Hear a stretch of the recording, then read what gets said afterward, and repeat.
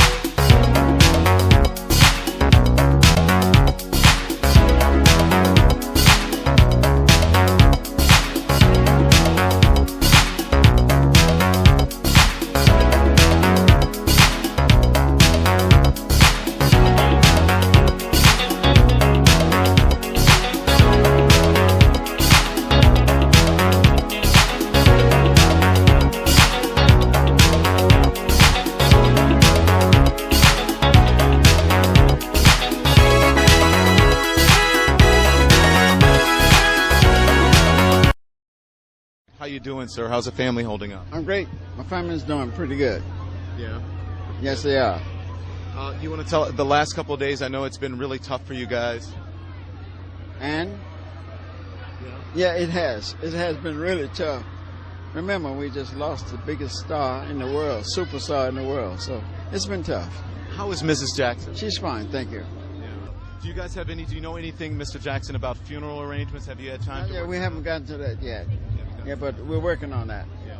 This is Marcia here. I want you to Thank you. How is? You said your wife is. How? What about Janet and the rest of the family, the daughters and everyone? They're all doing fine. But I want to make this statement. This is a real good statement here. Marshall and I we own the record company called Rance Records. Right. Okay, distributed by Blu-ray Technology. And that's his next step. And that's your next step.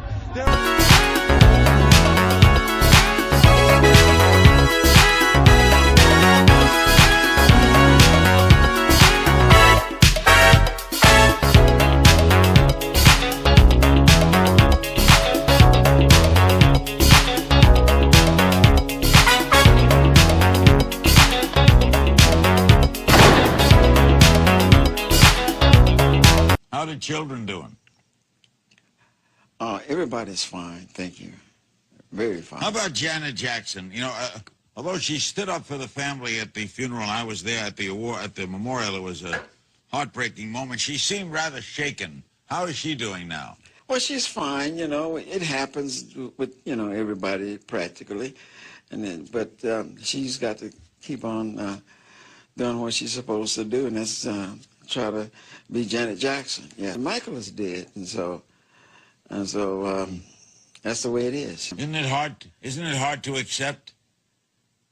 Accept what, Larry? That your son is gone.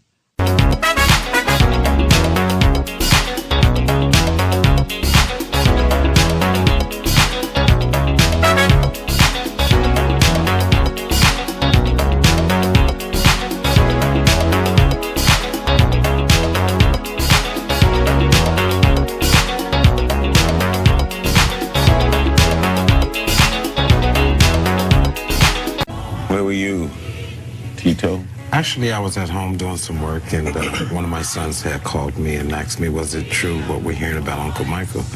So I said, what is it that you're hearing?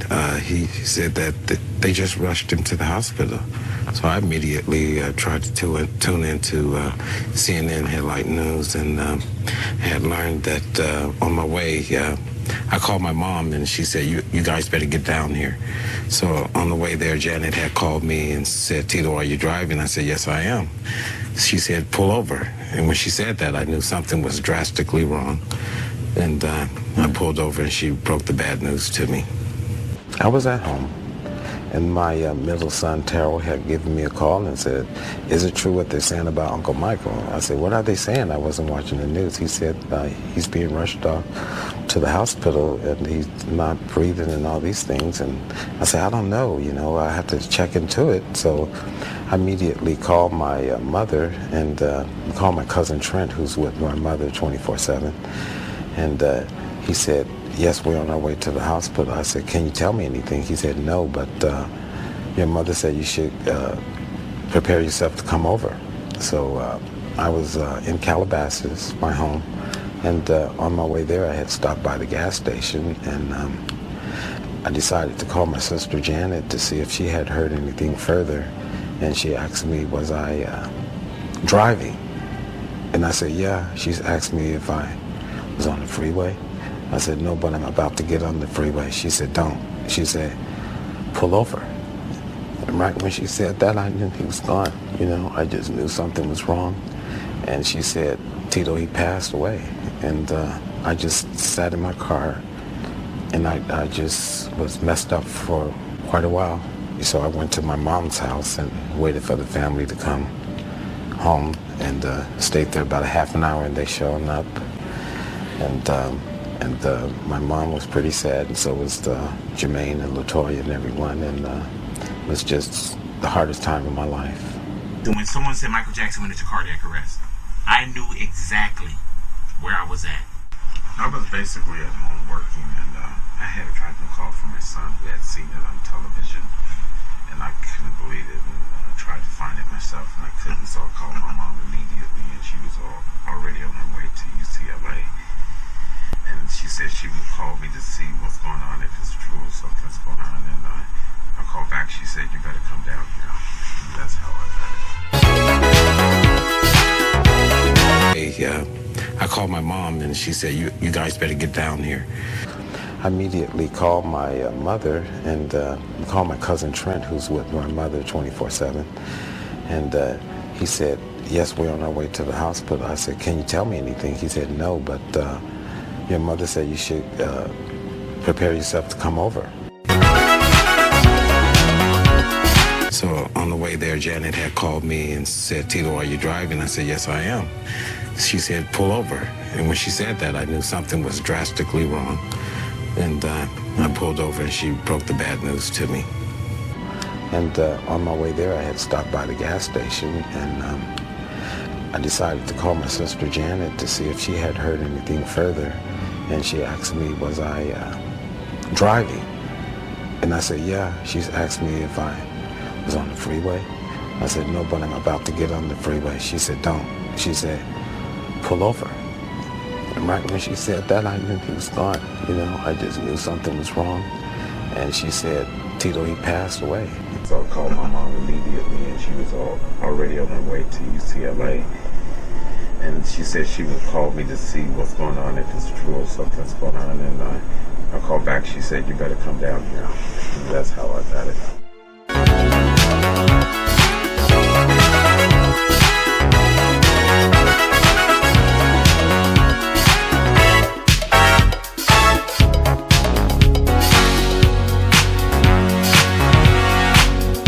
This afternoon, he was I rushed called to everyone. UCLA. I spoke to Mother.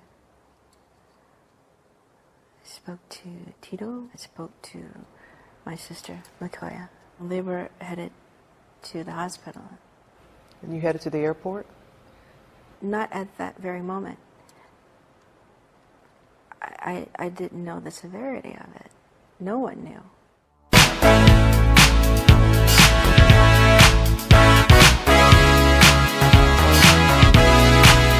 Hot summer day in June. Across the country, his sister Janet was beginning a day that at first seemed just like any other.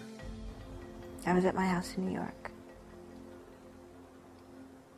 You know, another day, another morning. And I get a call. And work helped you through grief. How? Actually, they were already shooting. I hadn't started shooting just yet, but I was supposed to start in a few days. And I was at home in New York when I learned of my brother's passing. How'd you... Janet Jackson starring in that, and I know she came back to work with you after the funeral. What was it like to have her back? Well, the first day of shooting, she was flying in to come to work, and she was on her way to wardrobe, actually. We were shooting in the airport. There were 500 extras there, and something happened in the room. I'm in the scene. I don't know what happened, but I feel the energy drained out of the room. Just with all of these people, I'm like, what's going on? So they pulled me aside. They say that Michael had been rushed to the hospital. So I immediately tried to call her, and then they tell me that she was.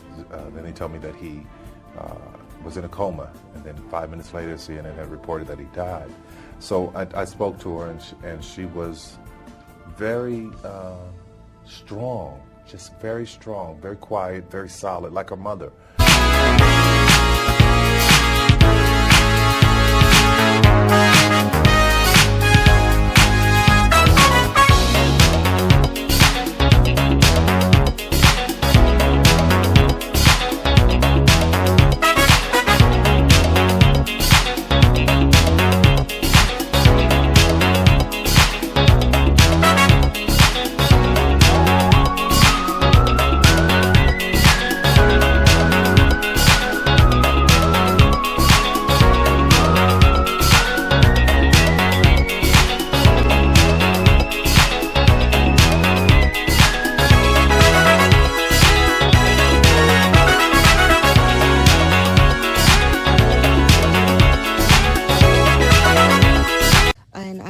I was at home in New York when I learned of my brother's passing. How'd you? You know, another day, another morning, and I get a call.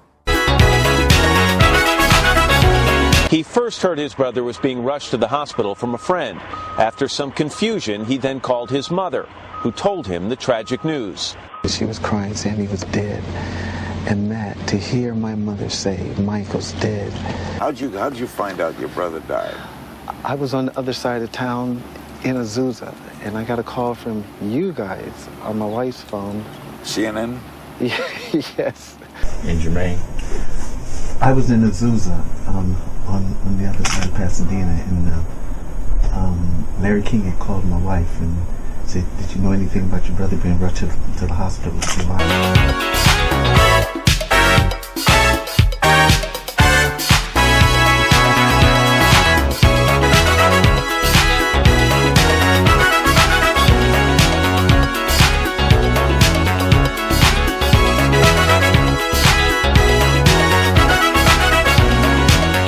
Michael was very, very healthy. He had passed physicals for the show. His heart was in. They had said he suffered a heart attack and all this kind of stuff. He was very, very healthy. But Michael was not with us way before he arrived to the airport. What do you mean by that? You had not seen way him before for a he long arrived time? to the hospital. Right. Okay.